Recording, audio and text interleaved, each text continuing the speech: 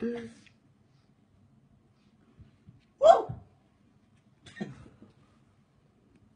det var den heldige. Og så den gang, eller hvad? Ja, ja. Hvor vil vi begynde? Ej, ødelagt. Velkommen til noget jelly. Nej, I skal ikke tage den sådan der for helvede. Men tager mig ikke gang. Tag en af gangen. Og I starter med den grønne. En grøn. Den her. Ja. Okay, skål, skål. Hvad smager den af? Din mor. Min er græs. Du ved, hvordan børn har i en øl. Det smager ikke ligesom rigtig græs. Ja, sure. Nå, næste. Den hvide. Baby wipes, eller hvad var det? Kokosnød. Skål. Skål. Den er en lille smule tør, den der græs. Okay, bare.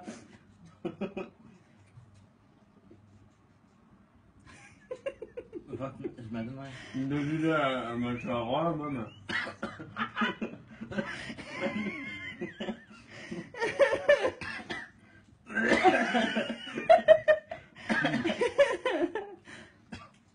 Nå, den næste. Hundemad eller chokoladepudding. Hvad fanden, mand? Skål. Nej, den her er død, mand. Nej, skål. Skål. Bud. Bud.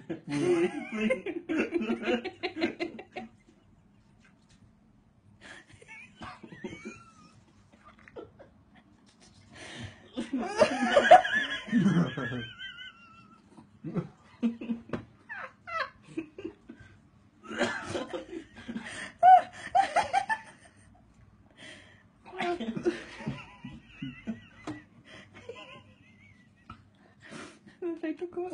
Det lugter hundemad. Ej, hvor er det ulækkert.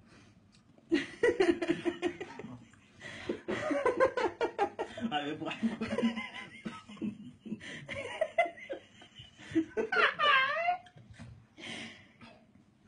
Det lugter hundemad helt over, mand. Det var slemt, den der. Det er godt glas. Ja. Fy for helvede. Det var bare tømme, mand. Jeg venter lige med at skåle ned. Ej. Kom. Ja, den er stor. Du kan ikke tåle alt det cola coke. Den næste, det er enten stinkende sokker eller trutti frutti. Den her? Ja, stinkende sokker eller trutti frutti. Ej, jeg glæder mig til at sige det. Hundemad. Det var det.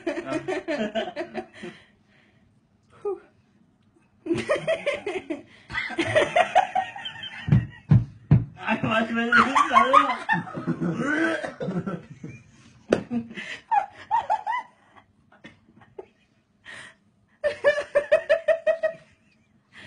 Ej, den var god, den her. Det snakker jo om fejler, det der, mand.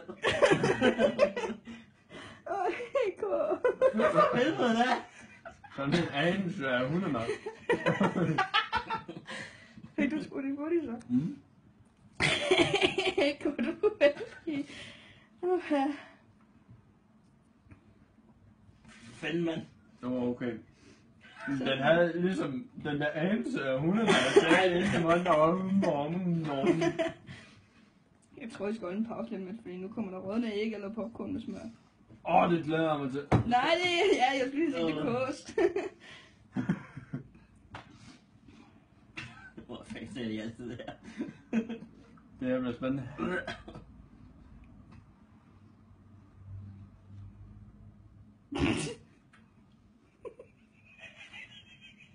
Ja.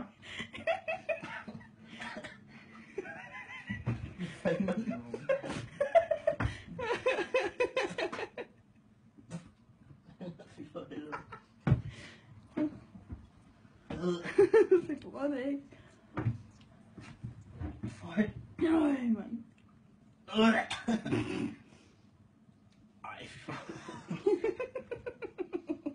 Det tror jeg begge to ikke gjorde.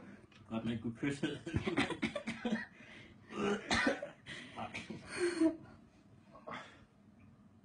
skål på det. Nej, jeg venter. Nu må jeg have fat i her.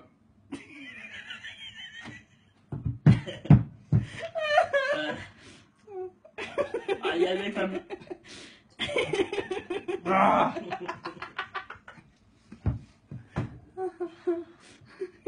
Kom nu. Vi skal være færdige med det her. Det er smagen væk først. Ja, ja. Det er min bussemand eller pære. Ja, hvad siger du der? Bussemand eller... pære. Jeg var putte op næsen, så er det over. Du skal tage det hele.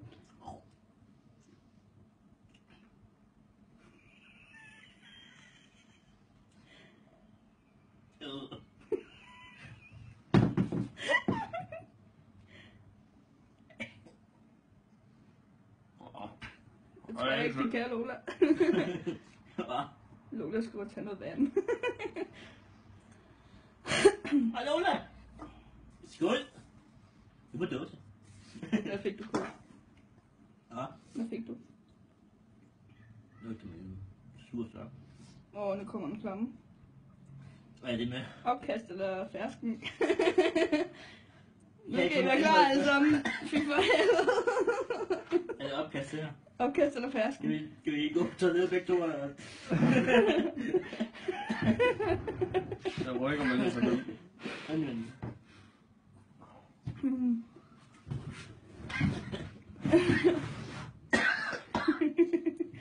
Skål. Skål! I skal ud på toilettet, hvis I skal knække jer. Vi dele om toilettet. Puha.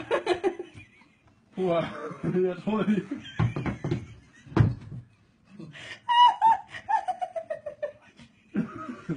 Sikkert du uheldig, hva'?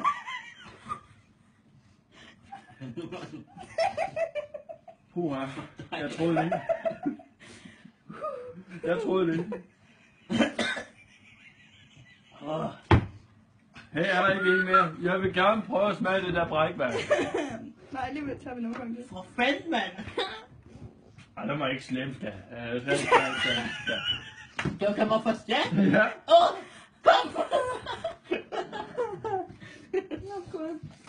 Den var ikke så slem. Jeg fik den gode af den. Så er det tandpasta eller blueberry? Hvad sagde du? Tandpasta eller blueberry? Det er da heller ikke noget. Jeg kan lige få en tænder i min alder. Hvorfor er det tandpasta på, så kan du få en anden smag i munden. Det er min. Det er min også. Prøv med den her. Det er bræk. Hvad er det? Det ved jeg ikke. Hvad er det? Prøv den. Jeg tror, det er bræk, eller hvad? Du får selv lov til at bestemme den der.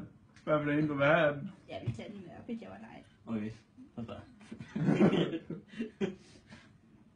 Hvad for en vil du have? Den for hvad du vælger. Jeg vælger den der. Det er død ned der, det ved jeg godt. Og så? Hvad er det med overhovedet? Bræk eller fersken? Kæft ned, bræk der! Få det dårligt nu, mand!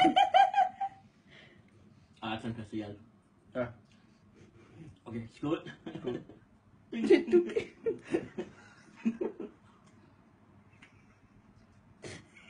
Hvad er det med? Fersken?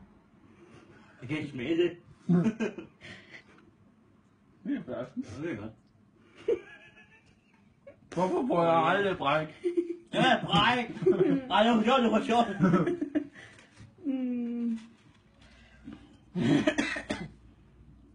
Nej, ikke den her. Jo. Nej. Det var en fucking anden en. Hvad er den anden nu? Af dem? Hvad hedder den? Popcorn eller rådne æg. Hvad skal du med det her, mand? Det er det samme. Kom her, mand. Popcorn eller rødden, ikke? Så kan I få en blå bagefter. Jeg vil gerne have den så. Nej. Tænk på, hvis den her er dårlig. Skål først. Ej. Ej.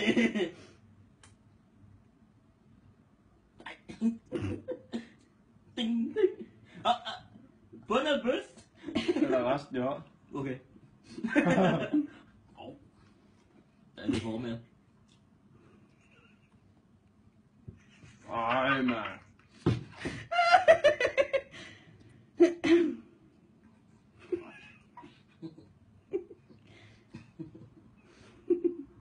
Fanden, mand.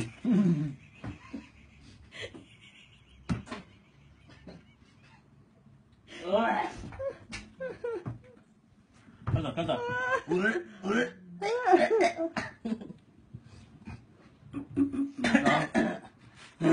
Den her er ikke så slem. Egentlig hvad det er. Det er fucking tandpasta. Eller blåbær. Blowjob.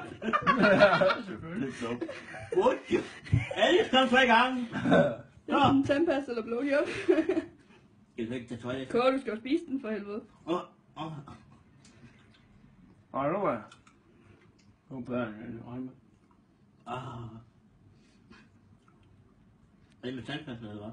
Det ved jeg da ikke. Jo, det er den med tandpasta, og det er den god. Jeg må være, vi tager en hel håndfuld ind i hendes mund. Nej. Så, den brune. Ej, de er meget dejlige over lige nu. Lort eller hvad hedder det? Chokoladeværk der. Nej, hundemad eller chokoladepudding. Nej, kun mad igen. Jeg lå ikke begge to fik hundemad før. Ja. Så sandsynligheden for, at det chokoladepudding, den er stor. Okay. Selvom jeg griner, hvis det ikke er. Nej, hvor er den god, jeg har. Det er skønt. Du fik hundemad. Nej. Seriøst. Der er ikke af, der fik chokoladepudding. Den her. Så prøv bare igen.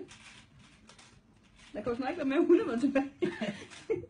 Hov, det var den forkerte. Ej, Den fanden brune. mand. Hvorfor? Lov mig også. Det var jeg selv, der sagde ja til det. Nej. Du er i våd i hovedet, mand. Fuck, du er syg. Er det tæveren, der brækker sig, eller hvad? Er det det, han var? Ej, for helvede. Jeg kan godt spille det ud, jeg kan brække mig helt ud, mand. Ej, for helvede, mand. Hvad er den næste? Men Der må være chokoladepudding i.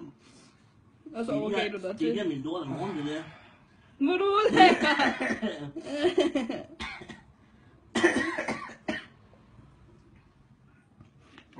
det er et stykke tid siden, jeg har været cola. Ej, det er sgu noget, mand. Det er nok det værste, jeg ved. Den er speciel. Den har den der nøde smag, synes jeg. Hallo? Puh, ej fedt. Hvor er det ulækkert. Køter sit lort, man får det. Lige spyt ud af bordet. Hvis det er en lort næste gang, så spiller den bare ud. Det er ikke lort, det er hundemad. Ja, det er næsten Hvor er det min samme, hund, mand. eller hvad, mand? Ja, din søster ser også med nu. Kom. Så tag den. For helvede, tag den næste, tag den næste, tag den næste. Vent. Vi skulle lige have skudt af. Vi skulle lige have skudt af. 1, 2, 3.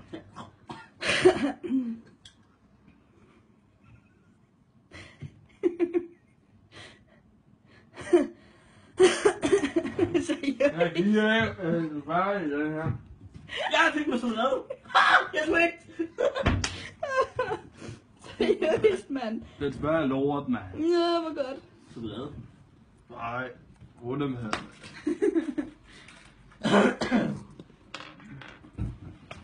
Okay, nu. Nu kan der næsten ikke være en chokolade tilbage. Jo. Gå, spis for satan. Ja, mor. Nå, okay. Okay, det er der. Og chokolade eller hundemad. Så det igen. 2 gange 3. Jeg er væk, mand. Hvor satan. Nej.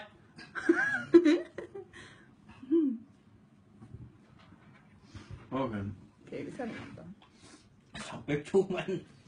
Det kunne jeg finde på. Har du fået den fra? Hvor var det nu der med? Det er ikke... Det er ikke mig, bare roligt. Nej, det er ikke bræk eller rødden æg. Jamen Riette, de vil ikke have rådne æg. De tør ikke spise det. Altså, vi kan også godt på YouTube se videoen. Den her er ikke så slem som de andre, kan jeg huske. Jo, jo. Med, nej, det var med græsken først. Hvad fanden er det med? Det kan vi smage. Græs det? Der er græs der. Grønplet. Gul, blå, Brøndby.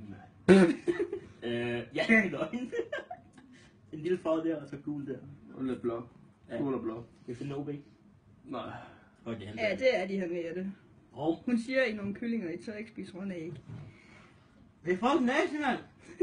Hvor gode der er. Men de vil gerne stinkende sokker, det kan jeg godt følge jer i. Er det sokker? Ja. Hvad helvede? Ja, det er Hvor dejligt. mener jeg? Ej. Ja. Skal Skal vi prøve det? lidt mere? Nå, det er græs. Nej, det Nej. er det så ikke. Hvad kom? Det er Bushman. I munden med den.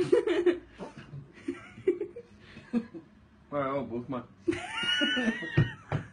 Du siger det bare så naturligt, mand. Ja, det var Bushman. What the fuck? Jeg kører slet. Så lettet af den vej.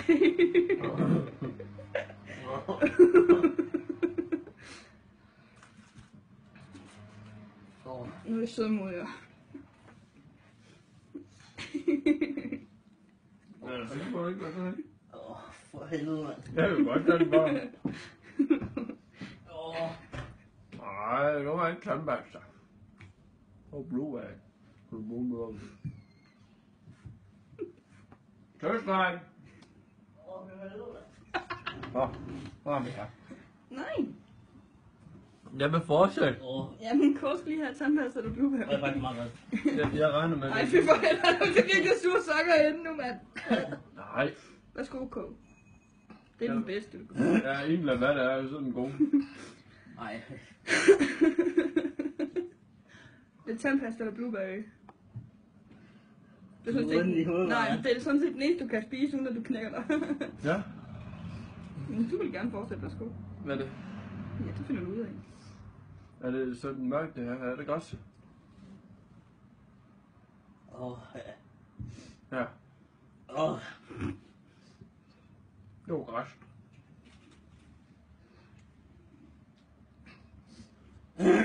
Den kan jeg ikke huske. Kan du huske den, Kåre? Det tror jeg ikke, vi har taget før, det der. Jo. Jeg tror, det er den gode. Den er... Men jeg tror, det er den der med...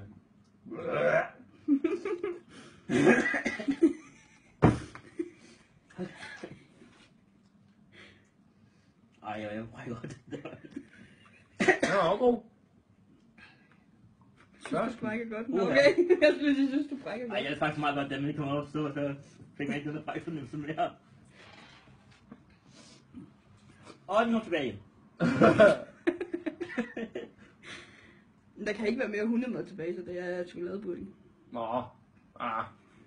Jo. Det var noget lort. Det var bræk. Jeg er lige spillet ned først.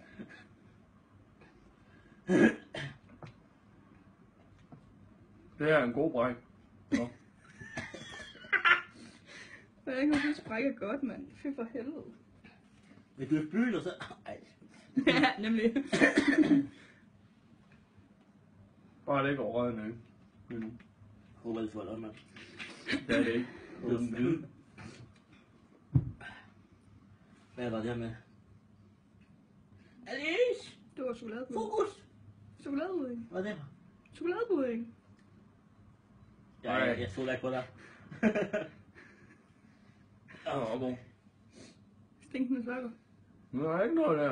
Ja, er der ikke noget der?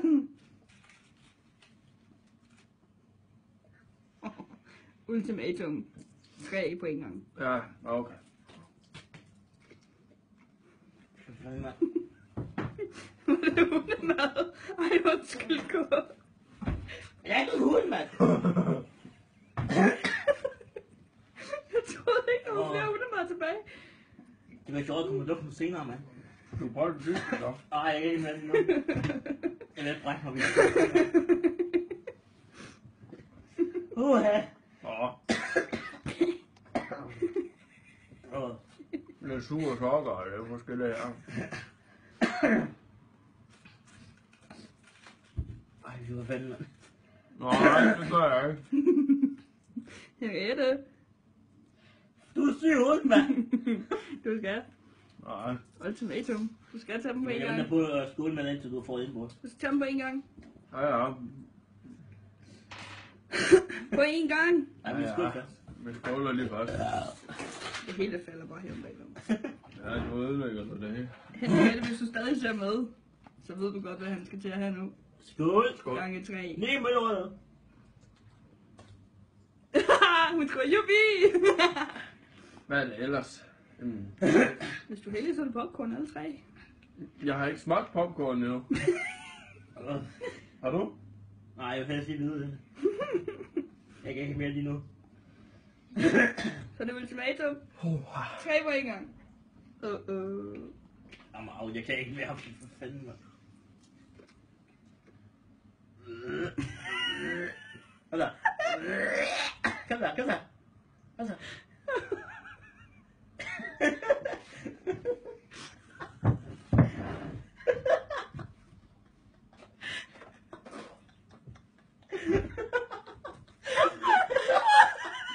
Du ved, hvordan jeg har det, Simon. Og jeg føler det ikke. Nu er det slemt. Simon, jeg har det, mand. Jeg kan bare smage det hele om der. Oh my god, man.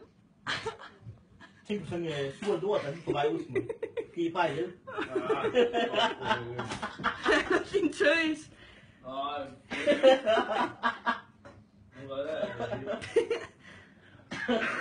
Ej. Det skal spille til. Svagpæsser. Og så gør jeg det selv, mand. Nej. Skål.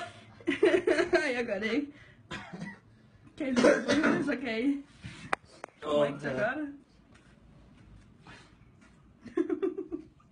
Tænk mig lige på, du laver den. Jeg tror, jeg stopper nu. Hvorfor? Det er for meget af det gode. Ja.